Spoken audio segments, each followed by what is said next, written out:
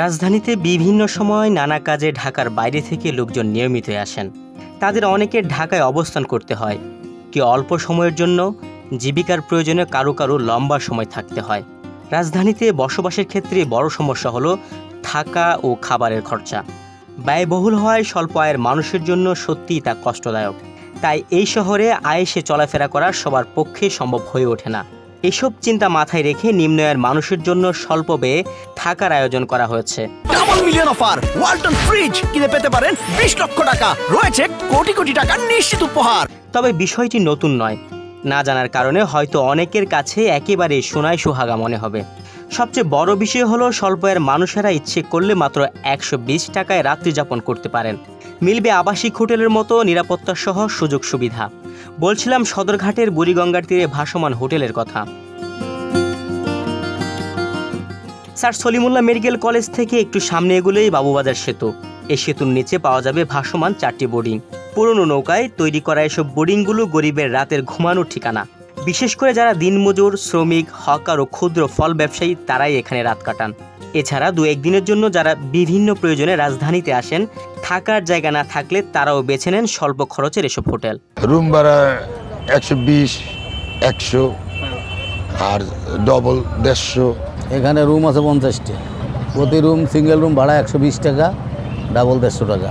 এর চাইতে কম পয়সায় বিশ্বের কোথাও কোনো স্থান নাই। 120 টাকায় রাত যাপন করা, একটা বোর্ডিংয়ে তার নিরাপত্তা আছে সব দিক দিয়েই।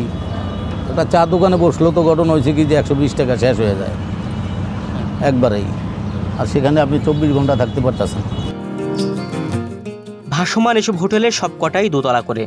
এক একটিতে ডাবল ও সিঙ্গেল মিলিয়ে 50টি রুম রয়েছে।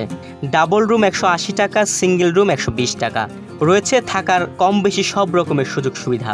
এখানে এমন লোক পাওয়া যায় যারা বছরের পর বছর থাকেন। তবে গরমের সময় লোক কম আসে, শীতের সময় তাদের ব্যবসা ভালো যায়, কারণ গরমের সময় অনেক হকার ফুটপাতে বা বিভিন্ন ভবনের নিচে রাত কাটিয়ে দেন। আবার স্বল্প ব্যয়ে আশপাশে রয়েছে খাবারের ব্যবস্থাও।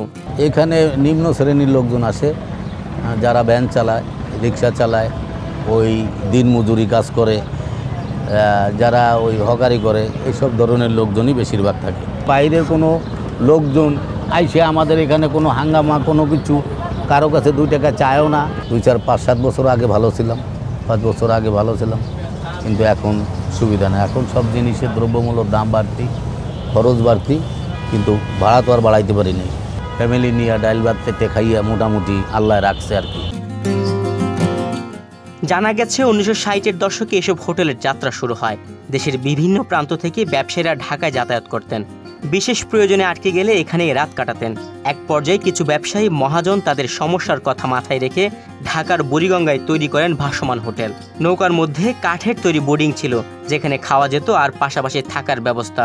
90-এর দশকের পরে সংস্কার করে লোহা দিয়ে তৈরি করা হয় এগুলো।